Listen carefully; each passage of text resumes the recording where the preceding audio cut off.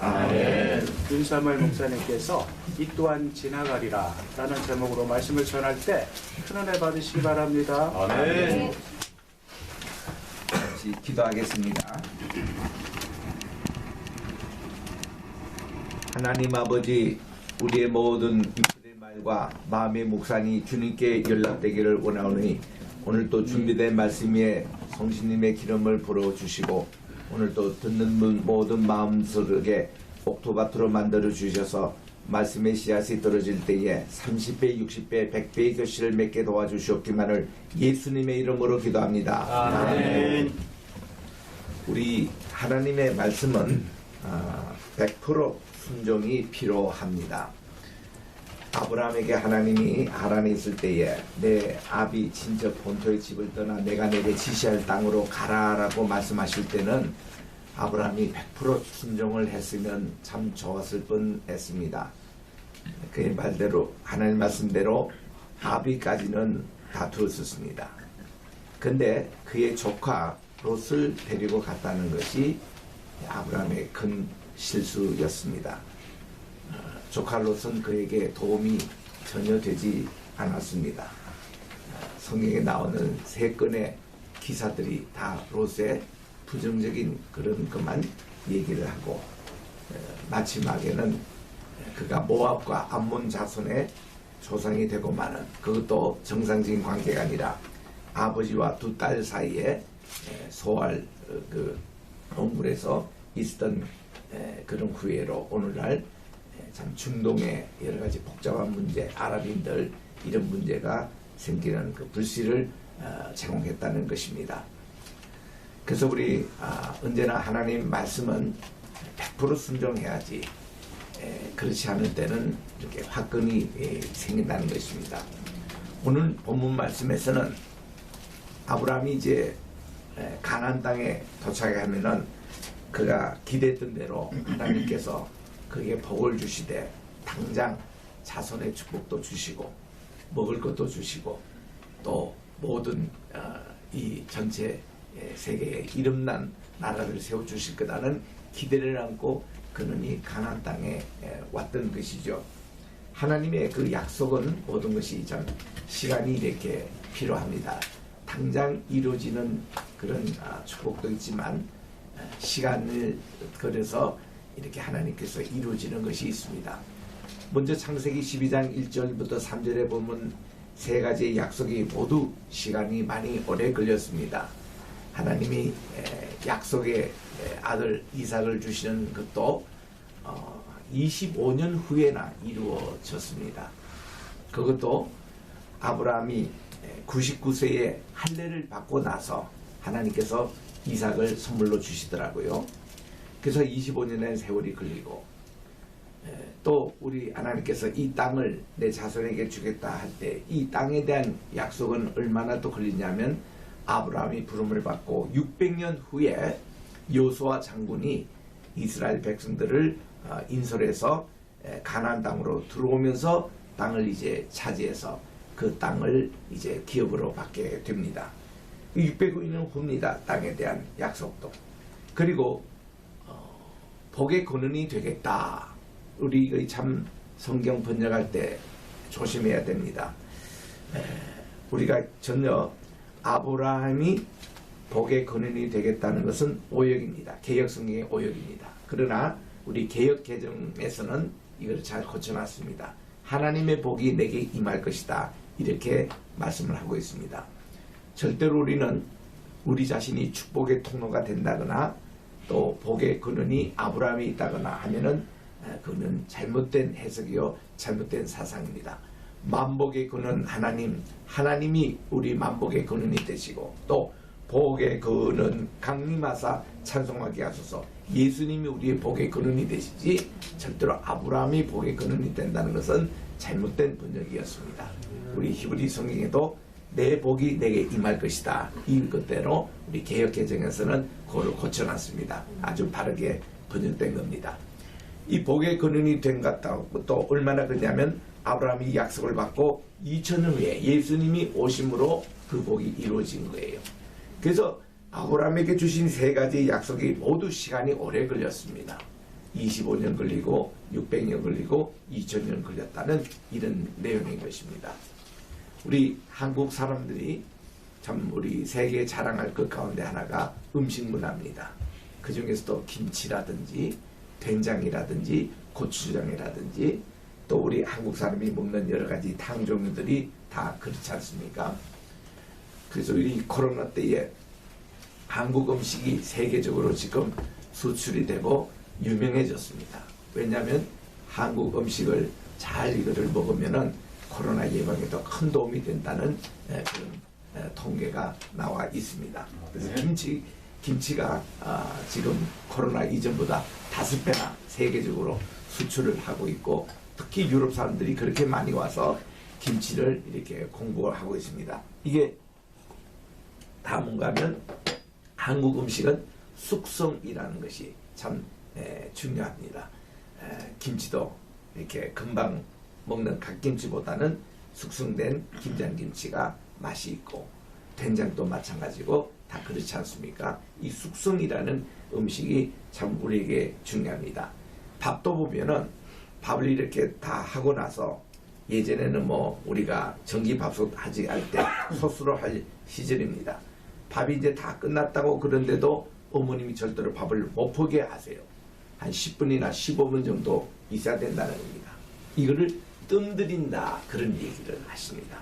그 밥을 이렇게 다 해도 딱 그냥 먹는 게 아니라 뜸을 들인 후에 먹는 밥이 우리에게 참 양식이 되고 더 맛이 있는 이런 문화가 우리 한국 문화예요. 그러고 보면은 하나님에게 약속이 금방 이렇게 이루어지는 것보다도 좀 뜸을 들이면서 제대로 숙성된 그런 약속이 더 우리에게 값지다라는 것을 아브라함 경우를 통해서 우리가 볼 수가 있습니다. 아마 아브라함은 75세의 부름을 받을 때에 그가 제일 이 세 가지 약속 가운데 귀에 번쩍한 것은 뭐 땅에 대한 것도 그렇고 복의 뭐 이런 내용도 훗날 이루어질 거라 하지만 너를 통해서 I will make you great nations 내가 너를 통해서 열국을 이루겠다. 그게 아마 제일 귀가 번쩍했을 것입니다. 그런 자식이 없었습니다. 그래서 아마도 자기보다 먼저 죽은 자기 형 하란의 아들인 롯을 자기가 이렇게 이 자손에 대해서 굉장히 그가 갈급을 했었는데 하나님이 그를 통해서 열국을 이루어 주신다는 거예요. 그래서 그가 귀가 번쩍했을 것입니다. 그래서 이제 가나안 땅에 왔지만은 첫 기근을 만난 거예요. 흉년을 만난 겁니다. 그러면 아브라함이 평소에 믿음이 있고 하나님께 기도하는 분이었다 그러면은 아마 그때 기도했을 거예요. 하나님, 제가 이거 가나안 땅에 왔는데 먹을 것이 없습니다. 이거 어떻게 하지요? 하나님께 묻고 하나님께 기도하고 이런 자세가 있었으면 얼마나 좋았을까. 그런데 그는 일순간에 실수하고 맙니다. 하나님의 허락 없이 기도 없이 그는 이집트 땅에 가면은 먹을 거 있다라는 얘기를 듣고 이렇게 그가 갔던 것입니다. 제가 그 이집트에 자주 이제 선교 여행을 갔습니다만은 성지순례도 하고 그때마다 우리 이집트에 있는 이준교 선교사님이 제게 하신 말씀이 있습니다. 성경에 보면은 이집트가 아주 늘 이스라엘 백성들이 배가 고프거나 굶거나 기근 들을 때 아브라함도 와서 밥을 먹고 또 야곱의 아들들도 와서 양식을 사가고 아예 그들은 이민 와가지고는 430년 동안 먹고 다 가고 그랬는데 맨날 여기서는 엑스토스 출애굽할 때 기분 나쁘다는 거예요. 큰 이집트 올 때마다 먹고 재워줬더니 이집트를 아웃 오브 이집트 이렇게 출애굽한다. 그게 상당히 기분 나쁘다는 겁니다. 그래서 이집트 선교 가면은 이사야 19장을 제일 좋아해요. 이사야 19장에 보면은 이집트가 그 하나님의 장자의 축복에 있고 이집트를 위해서 축복하는 기도의 내용이 나오거든요. 그를 아주 즐겨하면서 나일강 선상에서 그 말씀을 읽으면서 메시지를 전한 것을 우리가 볼 수 있습니다.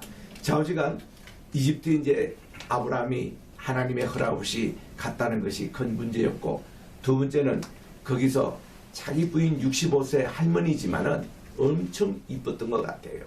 그래서 바로도 여러 여인들이 있었지만은 이거 아브라함이 그 히브리 사람이 와서 부인 너무 이뻐서 아내로 삼고 싶어 했습니다. 그럴 때에 이거를 눈치를 태고 아브라함이 사라하고 미리 협약을 했습니다. 분명히 저희 가면은 바로 왕이 또 이렇게 자기 아내를 또 이렇게 취할 거라는 그거 한데, 그때 절대로 내 아내라 하지 말고 내 네 동생이라고 그렇게 하라고 자기들끼리 작전 회의를 했습니다. 하기야, 왜냐하면 그때 자기가 뭐 오빠라 이러면 저 남편이라 그러면 죽음을 당할 수도 있으니까 한데, 근데 실제로 저들이 자기 동생은 맞아요. 배가 다른 동생이었습니다. 예전에는 종례혼을 했기 때문에 한 집안 내서 결혼했기 때문에 그런 일이 흔히 있는 일이었습니다. 배가 다른 자기 누이 동생은 맞아요. 그러나 결혼했으니까 엄연히 자기 아내죠. 그리고 더 중요한 것은 하나님께서 분명히 이 사례를 통해서 아들을 주실 거다 해서 약속의 어머니입니다. 약속의 아내입니다. 이 귀중한 것을 그저 팽개치고 잊어버리고 자기 그냥 누이 동생이라고 해서, 그래서 이제 바로가 이 사례를 취했습니다. 그런데 하나님께서 너무 급하신지요, 꿈속에서 바로에게 나타나서 바로 알려줍니다. 제 누이가 아니고 그의 아내라고, 절대 손대지 말라고, 손댄 날은 난 너 죽일 것이라고. 그러니까 이 바로가 아침에 깜짝 놀래가 일어나서 아브라함을 불러가지고 왜 이거 당신의 아내인데 누이라고 속였느냐고, 빨리 이곳을 떠나라고. 그러면서 빈손으로 가는 게 아니라 이집트에서 나올 때마다 이스라엘 백성들은 선물을 많이 받고 나와요. 금도 받고 음식도 많이 받고 많은 종 그리고 많은 가축을 이끌고 아브라함이 이제 돌아오는 겁니다. 가나안 땅으로. 이럴 때 아브라함이 거부가 됩니다. 많은 재산이 생기게 됩니다. 출애굽할 때도 이스라엘 백성들이 나올 때에 그 이집트 사람들이 음식도 제공하고 금은 보화도 다 제공하고 그걸 가지고 이스라엘 백성들이 났거든요. 종살이 하는 분들이 무슨 금은 보화가 있었겠습니까? 그때 선물로 가지고 온 겁니다. 근데 그게 또 화근이 돼가지고 금송아지 만들 때에 그걸 가지고 또 우상을 만들더라고요. 이게 보면은 참 사람이 어려울 때에 하나님을 찾게 되는 것이지, 뭐가 있으면 자꾸 다른 생각을 하게 되는 것 같습니다. 그래서 아브라함이 다시 가나안 땅에 올 때에 제일 좋았던 것이 오늘 13장 1절에 보니까 아브라함이 가나안 땅에 왔을 때 처음 하나님께 예배를 드렸던 베델과 아이 사이에 그곳으로 그가 오게 됐습니다. 그리고 하나님께 제단을 쌓았습니다. 이게 아브라함의 성공의 비결이었습니다. 그가 돌아와서 다시 예배를 해보겠다는 것입니다. 이 제단에서 하나님께 쌓았더니, 그래서 우리는 예배가 회복되면은 이걸 우리 온 교회가 삽니다. 그리고 나라와 가정이 삽니다. 예배가 그렇게 중요합니다. 그래서 이 아브라함은요, 가는 곳마다 자기 장막 짓기 전에 항상 제단부터 쌓았습니다. 그리고 장막을 세웠던 것입니다. 이런 정신을 청교도들이 배워가지고, 청교도들은 미국에 왔을 때에 그들은 꼭 교회부터 먼저 세웠습니다.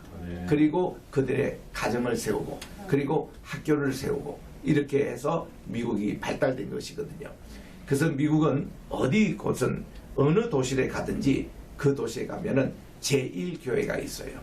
이거는 뭔가 제일 첫 번째로 세웠다는 겁니다. 그리고 그 다음 교회를 뭘로 이름을 할까? 세컨드, 제2교회, 제3교회 이렇게 이름을 붙이는 겁니다. 그 시카고에 가도 제7교회가 있어요. 제7교회. 그 7번째 교회죠. 오바마가 대통령 될 때 그때 제7교회 교인이었습니다. 인천도 보면은 인천 제1장로교회, 제2장로교회 이것이 다 청교도식입니다. 그게. 그 여기는 제3장로, 4장로까지 있으니까 제가 알기로는 3장로까지 있는 걸로 아는데, 그래서 이렇게 제1, 2, 3 이것을 붙인 것이 청교도들의 그런 이제 신앙에서 그렇게 생겼거든요. 그래서 아브라함이 그 장소에서 하나님께 예배를 드렸다는 것 참 귀한 일입니다. 뿐만 아니라 이게 훗날 그의 손자가 되는 야곱이 부엘셰바에서 형의 분노에 피해서 도망할 때도 그가 이제 바다나람을 가는 도중에 여기서 노숙하여 잠을 잤습니다. 그는 여기가 할아버지가 예배드린 장소 전혀 모르고 그는 잠 잔 겁니다. 하나님께서 야곱을 기다리고 계시는 거예요. 야곱을 이 장소까지 오게 했던 겁니다. 그래서 그가 잠을 자는데 꿈속에서 사닥다리가 나타나서 하나님께서 거기서 말씀하시기를 3가지 약속을 또 하십니다. 내가 이 땅을 너와 내 자손에게 주겠다. 그리고 너의 자손을 땅에 티끌같이 많게 하겠다. 그리고서는 내가 반드시 이 가나안 땅으로 다시 돌아오게 할 것인데 이 돌아올 때까지 결코 내가 너를 떠나지 않겠다 하고 약속을 하신 그 장소. 그래서 그가 일어나서 보니까 아유 내가 여기가 베델인 줄 몰랐다는 거죠. 하나님의 그 전이 있었던 곳으로. 그래서 여기에 내가 다시 하나님이 가나안 땅에 돌아오게 하면 반드시 여기서 성전을 짓고 11조를 하나님께 바치겠습니다 하는 그 장소가 된 겁니다. 이래서 하나님께 예배를 드린다는 삶이 얼마나 중요한지. 그래서 그들이 이제 여기서 이제 사는데 이게 너무 재산이 넘치다 보니까 이 롯의 재산과 또 아브람 재산이 너무 많아져서 두 종들 사이에 싸움과 다툼이 매일 일어나는 겁니다. 이 모습을 보고 아브람이 롯을 불렀습니다. 조카, 내가 보니 이제 우리가 같이 동거하기는 너무나도 너무 복잡하다. 그래서 너가 선택하게나 내가 좌하면 내가 우하고 우하면 좌할 테니까 너가 선택지를 먼저 선택하라고 얘기를 합니다. 그때에 제대로 된 조카 같으면은 아니 무슨 말씀을 그렇게 하세요. 삼촌이 좋은 거를 먼저 택하시고 제가 그 다음은 택하겠습니다. 이렇게 나와야 되는데 조카 롯은 그렇지 않았습니다. 욕심이 많았던 것 같아요. 그가 눈을 들어보니 이렇게 말하는 눈이라는 것이 본문에 나옵니다. 이 눈이라는 것이 뭔가 하니 욕심의 눈이에요. 탐욕의 눈이에요. 물질로 보는 겁니다. 이거를 바라보니 저 소돔과 고모라 성이 참 비옥해 보였습니다. 물도 풍부했고 하나님의 에덴 동산 같았다. 그렇게 그가 판단했습니다. 삼촌, 제가 저기를 택하겠습니까? 그러느냐? 그럼 가거라.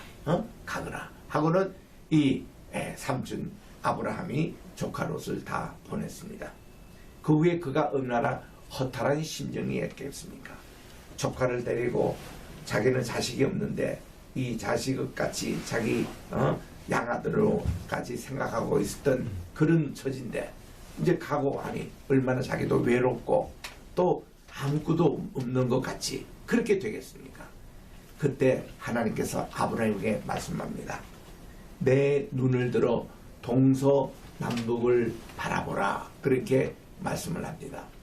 우리에게 동서남북이 맞습니까? 아니면 북과 남과 동과 서 이런 순서가 맞습니까? 우리 개혁성경에는 동서남북을 바라보라 이렇게 나오는데 오늘 여러분 읽었던 개혁개정에는 뭐라고 나옵니까? 북과 남과 동과 서를 바라보라 이렇게 나오잖아요. 이게 히브리식이에요. 히브리식입니다. 이게 여러분은 어느 것이 맞습니까? 우리나라에만 해도 동서남북 가는 게 왜 그런가? 동은 해가 뜨는 곳이잖아요. 우리나라는 동쪽 이거 선언하잖아요.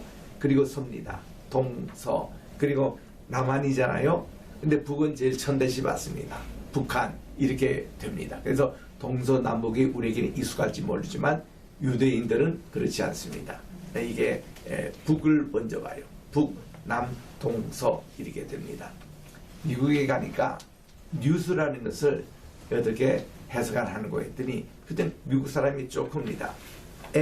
N-E-W-S 이거 뉴스라는 것은 새로운 것들의 집합 이게 뉴스 아니겠습니까? 그래서 오늘도 뭔가 새로운 게 있는가. 그런데 이제 미국의 한 목사님이 쪼크를 던지면서 여러분들 뉴스라는 뜻이 무슨 약자인지 아십니까? 노스 북쪽, 이스트 서쪽, 웨스트 서쪽 그리고 사우스 남쪽 요거 첫째로 말하면 뉴스가 된다. 뉴스는 동서남북에 있는 모든 새로운 소식을 전하는 것이다. 이런 얘기를 던진 것을 기억합니다. 그래서 이런 동서남북을 내가 바라보라. 눈을 들어. 이거는 뭔가 하니 롯은 욕심의 눈으로 인본주의적 눈으로 바라봤는데 하나님께서 보시는 신령한 눈으로 내가 이렇게 모든 세계를 바라보라는 것입니다. 이것이 하나님께서 우리에게 띄워주신 그런 사건인 것이죠. 동서남북을 바라보라. 그리고 내가 밟는 곳 좌나 종으로나 횡으로나 내가 다 이렇게 다니라는 거예요. 땅을 밟으라는 것입니다. 그 땅을 다 너와 너의 후손에게 주겠다고 하나님이 약속을 하시는 것입니다. 그래서 이 롯은 눈을 자기 육신의 눈을 보고 가서 인본주의로 가서 실패했지만 이 아브라함은 믿음의 신령한 눈으로 그 동서남북을 바라보고 하나님께서 말씀하신 대로 그대로 순종을 하니 이 땅을 그가 다 얻은 축복을 받은 것을 여기서 보게 되는 것입니다. 두 번째로 우리는 이 선택의 문제입니다. 우리가 어떤 일을 딱 할 때에 어떤 일을 우리들은 선택하느냐 이게 참 중요합니다. 롯은요 그가 이제 볼 때에는 저 밑에 아주 비옥하고 눈으로 보이는 이것으로 그냥 선택했는데 하나님께서 그가 아까도 말씀드린 대로 삼촌이 선택하라 할 때는 이 선택을 먼저 삼촌에게 넘겼더라면 좋았을 뻔했다. 아니면 기도를 적어도 하고 하나님의 뜻이 무엇인가 하고 했으면 더 좋았을 뻔했는데 자기가 판단해서 선택을 하니까 실패를 하더라는 것을 우리들은 여기서 깨달을 수가 있는 것입니다. 이전에 그 라면이 한국에 한참 나올 때 처음에는 삼양라면이었는데 그 다음 나온 게 농심라면인 것 같아요. 그를 선정할 때 보니까 구봉서 장로님하고 또 그 후라이보이 그 곽교숙 목사님 이분이 서로 할 때에 형님 먼저 아우 먼저 이러면서 양보하다가 결국은 제가요 하고는 먹는 그 코미디 간 것을 그 곽교숙 목사님 그 훗날 뉴욕에 오셔가지고 제가 강의하는 연합신학교에서 공부를 하셨어요. 그래서 우리가 목사 안수를 줬습니다. 그리고 한마음 침례교라고 뉴욕에서 개척을 하실 때에 그때 제가 저 보스턴에서 평화교회가 있었는데 그때 이제 초청해서 이제 참 우리 부흥 집회를 한 적이 있습니다. 이거 곽교숙 목사님이 온다니까 보스턴에 있는 교민들이 총집합 다 모이는 거예요. 그래서 밥을 먹는데 아침을 식사하는데 그 다이너에서 얼마나 영어를 유창하게 음식을 주문하시더라고요. 달걀도 어떻게 해주고 무슨 햄도 어떻게 하고 이렇게 했는데 어떻게 그렇게 영어를 유창하게 잘하시냐 했더니 자기는 그것만 외운대요. 그래서 얼마나 이분이 재밌게 하시는지 그래서 내가 밥을 먹으면서 그런 얘기 했습니다. 목사님 내가 목사님을 처음 우리 대면한 것도 연세대학교에 제가 체프를 우리 그때는 곽교숙 선생님이었어요. 그 진학하기 전이었으니까 연대 체프에 모셨을 때 그때 오셔가지고는 마태복음 25장 탤런트 비유를 말씀하시면서 여러분들 이 탤런트라는 말이 어디서 나오냐고 성경에서 나왔다고 그래서 5달란트, 2달란트, 1달란트 받은 그 탤런트에서 우리가 그런 신분을 가지고 자기는 5달란트, 2달란트 받은 지혜로운 종이 되겠다는 그런 말씀으로 감명을 줬거든요. 그리고 그때 할 때 얼마나 구수하게 재미있게 하는지 연대 그 각 타과에서 온 학생들도 참 재미있게 그때 말씀을 드린 적이 있습니다. 내가 그 얘기를 전하면서 그때 제가 학생회 간부여서 모시면서 이제 그렇게 얘기를 했더니 그런데 그런 얘기를 했습니다. 아니 곽 목사님은 한마디를 해도 얼마나 사람들을 웃고 좀 사람들을 그렇게 해피하게 만드는데 저 같은 사람은요 저는 아무리 좋은 조커라도 만나면 사람들이 다 심각하게 듣고 웃지 않고 그렇게 다 그 고민입니다. 그랬더니 곽 목사님 말씀이 목사님 이게 남을 이렇게 웃긴다는 게 얼마나 괴로운지 아십니까? 가장 자기들이 스트레스 받고 암세포가 생길 때가 언젠가 하면은 이 개그맨이라든지 코미디언들이 요 말을 딱 하고 행동해서 웃어야 폭소가 떨어져야 되는데 안 웃을 때가 있대요. 그럼 무대 뒤에 가서 막 운다는 거예요. 엉엉 운다는 거예요. 자기가 그거를 폭소를 털었는데도 안 웃고 이럴 때가 가장 힘든다는 겁니다. 자기가 목사가 되고 보니까 자기가 제일 부른 게 뭔가니 말씀을 전하는데 교인들이 눈물을 흘리면서 눈물을 흘리게 하는, 회개케 하고 사람이 새롭게 되고, 이게 가장 부럽다는 거예요. 그래서 윤 목사님 하신 대로 계속 하라는 거예요. 자꾸 웃기는 것만 하면은 그게 웃는 걸로 끝나지만은 울게 하는 거는 평생 간다는 거예요. 이게 더 좋다는 거. 이런 얘기까지 이제 하시면서 참 그런 대화를 우리가 한 적이 있습니다만은, 형님 먼저, 아우 먼저, 내가 먼저 이래가지고 그 동진나는 그거 할 때 항상 이 생각나는 거예요. 이 로시 말이지. 삼촌 먼저, 또 조카인데 내 먼저, 이렇게 하면서 욕심으로 가버리면은 그거는 파멸로 가지 않겠느냐. 그래서 우리는 어떤 것을 선택할 때에 내가 내 중심보다는 하나님의 중심으로 하는 것이 얼마나 중요한가, 이것을 우리가 알 수가 있는 겁니다. 어떤 수천 명 되는 교회, 미국입니다. 어느 목사님이 이제 새로운 목사님으로 부임해 오셨습니다. 그때 이제 할머니가 아주 이 목사님을 반기면서, 목사님 참 우리 교회 와서 수고하시겠습니다. 우리 교회가 한 3천 명 되는데 이 교인들의 한 사람 한 사람의 마음을 맞춰서 목회를 잘 해주십시오 하고 그랬더니 목사님이 대답을 안 하셨대요. 일주일 후에 설교 시간에 얘기했습니다.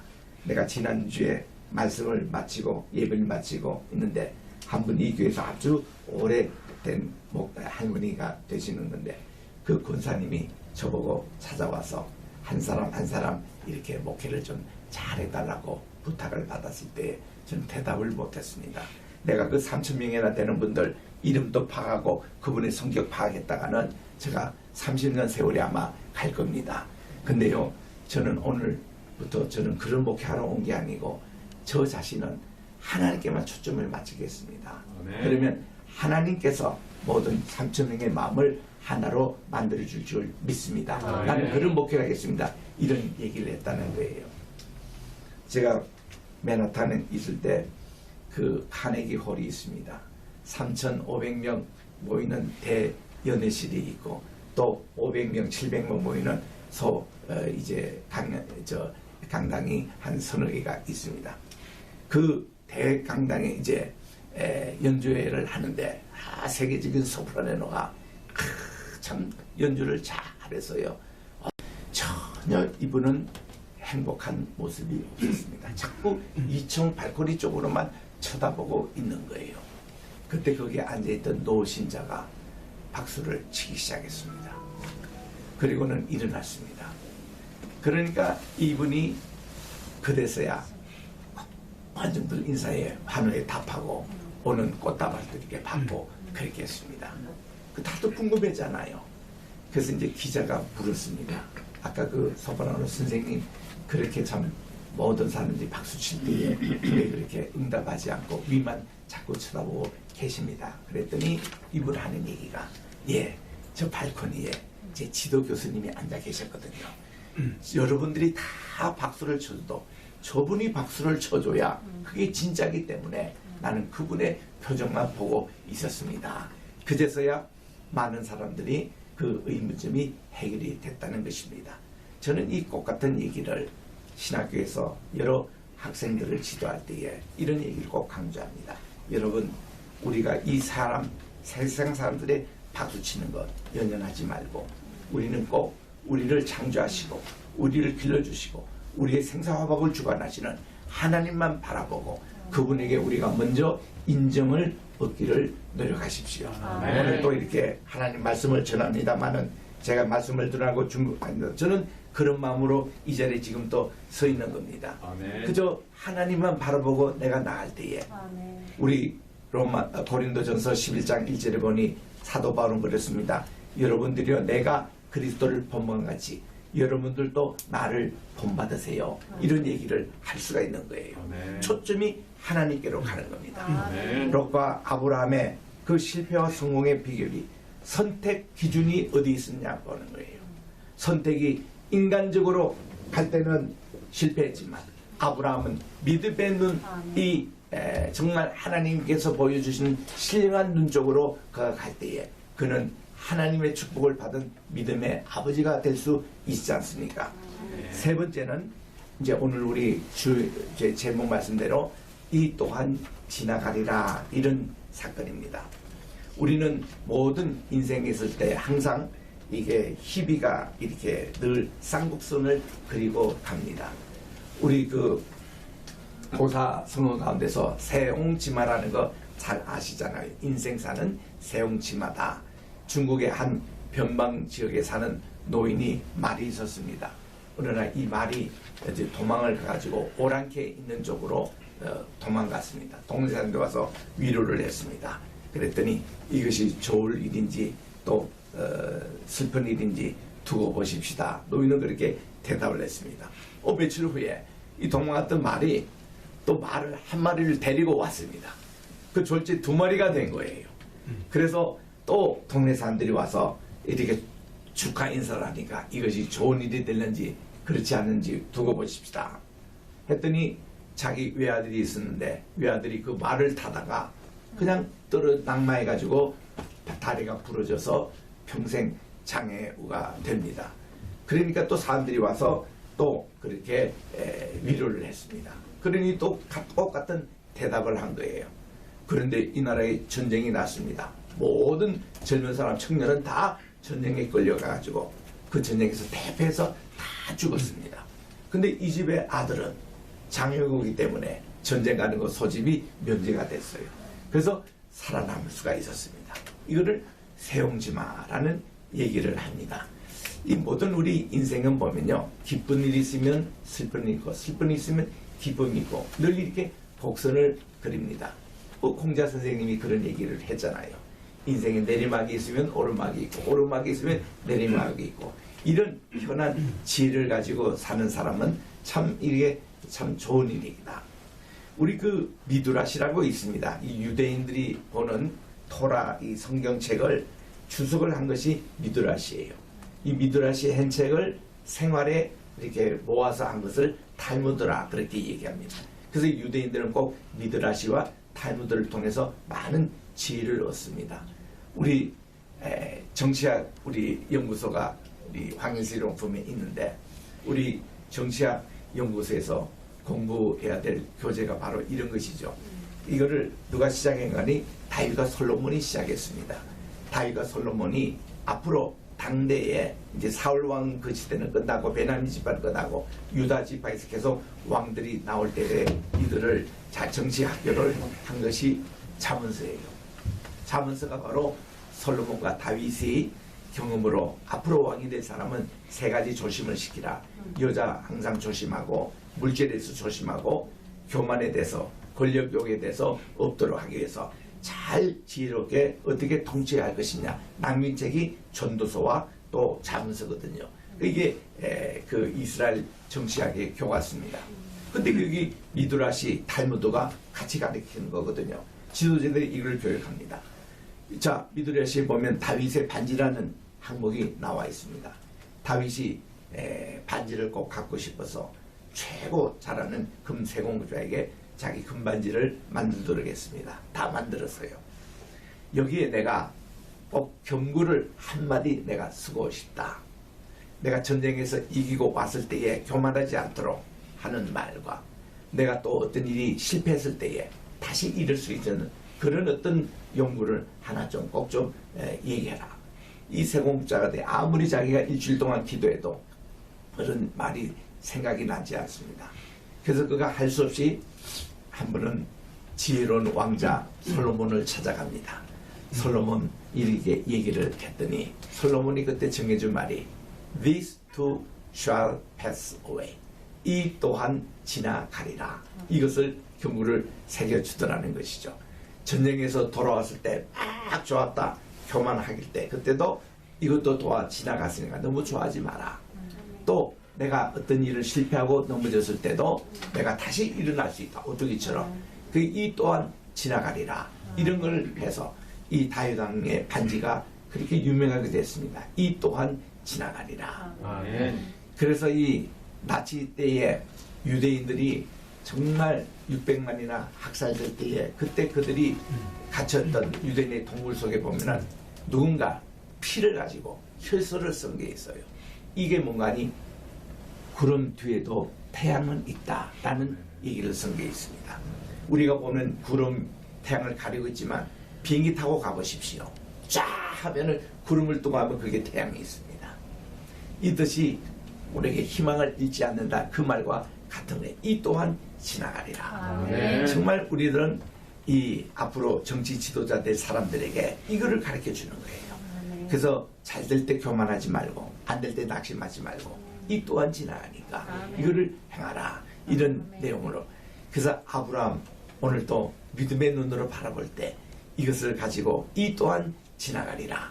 그래서 그가 하나님 편을 바라볼 때 하나님께서 그에게 신령한 눈을 뜨셔서 동서남북 이것을 보여주시면서 우리 주님께서 하신 그 말씀대로 나갈 때 그가 성공할 수 있었다는 것입니다. 금방 다음에 부를 우리 찬송가 주여 지난밤 내 꿈에 되었으니 그 꿈 이루어 주옵소서 그런 우리 찬양을 부를 겁니다. 얼마 전에 연세대학에서 제게 동문에서 글을 하나 써달라고 요청이 왔습니다. 제목이 뭔가니 메타버스 시대의 목회와 신학에 대해서 글을 써달라는 거예요. 여러분 메타버스라는 말 아시죠? 메타라는 것은 뭔가니 메타피직스와 같이 경리상학적에서 어떤 것을 뛰어넘는다 이런 뜻도 있고 그 다음에 라는 두 가지 뜻이 있는 게 메타입니다. 그래서 요즘은 메타 철치 시대, 메가 철치 시대가 아니라 메타 철치 시대로 가자. 이 코로나 시대 때 지금 많이 얘기하고 있는 거예요. 우리는 양이가 아니라 질, 이 성수 이것으로 나가는 메타 철치. 그래서 이게 메타버스라는 것은 메타 플러스 유니버스 할 때 유니라는 말 대신에 그 벌스라는 말 메타버스예요. 이것을 가진 겁니다. 메타버스가 제4차 과학혁명 시대 때 중요한 용어입니다. 이거를 이렇게 정의한다 보면 가상의 세계를 현실화해가지고 나가는 그런 것으로 이게 전자사업에서 IT 사업에서 또한 이제 그 AI 지능 인공 그런 로봇 이런 걸로 다 해서 좀 메타버스라는 말을 많이 씁니다. 교회도 이제는 그런 방향으로 가야 되지 않겠느냐 그런 내용이에요. 제가 그 글을 쓰면서 그런 얘기했습니다. 최초의 메타버스는 바로 노아가 이게 앞으로 올 홍수를 대비해서 그 방주를 만들 때에 그는 메타버스 하나님의 메타버스를 바라보며 이 방주를 지었다는 거죠. 또 아브라함이 그렇습니다. 아무 미지의 세계 그가 갈 수 있던 것은 하나님의 메타버스를 바라보며 그 믿음의 눈으로 보니 하늘에 있는 별들이 다 자기 후손으로 보였다는 그 메타버스 아니에요. 메타버스는 우리 어릴 때 그런 거 많이 했습니다. 요지경이라는 거. 요지경을 이렇게 들다 보면은 만화 세계가 나오고 가상의 세계가 나오고 참 굉장했습니다. 미국에 가서 제가 이 보스턴 주변에 그런 IT 산업이 많이 있었는데 거기 가서 이런 요지경을 보니까요. 야, 앞으로 이 세계가 이렇게 된대요. 컴퓨터 시대로 아침에 내가 밥을 먹고 싶다 그러면 밥이 배달되고 요즘 우리 지금 코로나 시대 때 이런 시대를 그때 벌써 얘기를 하더라고. 40년 전에 그거 할 때는 이게 뭐 이런 시대가 이거 공상소설 같이 그렇게 들렸는데 지금 그 시대가 오잖아요. 그게 이 메타버스예요 이게. 그러니까 이게 메타버스는 히브리서 11장 1절에 난 대로 믿음은 바라는 것들의 실상이요 보지 못하는 것들의 증거니. 이게 바로 메타버스를 얘기하고 있는 거예요. 그 성경은 벌써 이게 벌써 수천 년부터 앞선 얘기를 이제 지금 얘기한다고 이게. 그래서 우리가 앞으로 코로나 이후에는 이 메타버스 시대로 우리 교회라든지 목회라든지 계속 나가는 이런 지도자를 키워야 되지 않겠느냐. 이것이 우리 인천 성경학교의 비전이 되기를 바라는 겁니다. 그래서 저는 인천 성경학교 시작을 언제 하느냐 이미 시작을 했잖아요. 여러분들이 지금 초대학생들입니다. 우리 인천 성경학교의 기초도로예요. 메타버스를 가지고 지금 이 세계를 향해서 이제 나가고 있잖아요. 이런 거를 아브라함의 믿음에서 우리가 배우는 이 귀한 시간이 되시기를 주의 이름으로 축원합니다. 기도하겠습니다. 하나님 아버지 감사합니다. 복된 2022년 대망의 한 해 시작한 지도 2주가 지나가는 이 주말에 하나님이 귀한 토요 예배로 언제나 예배 중심으로 이렇게 환희시 로품이 기초가 되고 있습니다. 우리가 아브라함처럼 우리가 참된 믿음의 신령한 눈이 열려 하나님께 예배를 우선으로 하며 이 예배 위에 참된 메타볼스 하나님의 주신 꿈과 계시 이거를 알아보면서 인천성경학교 정치연구소 또 이제 이 100여 군데 또 하나님의 선교지를 확산하는 귀한 황희슬 펌이 되게 도와주시기만을 예수님의 이름으로 감사하며 기도드립니다. 아멘. 감사.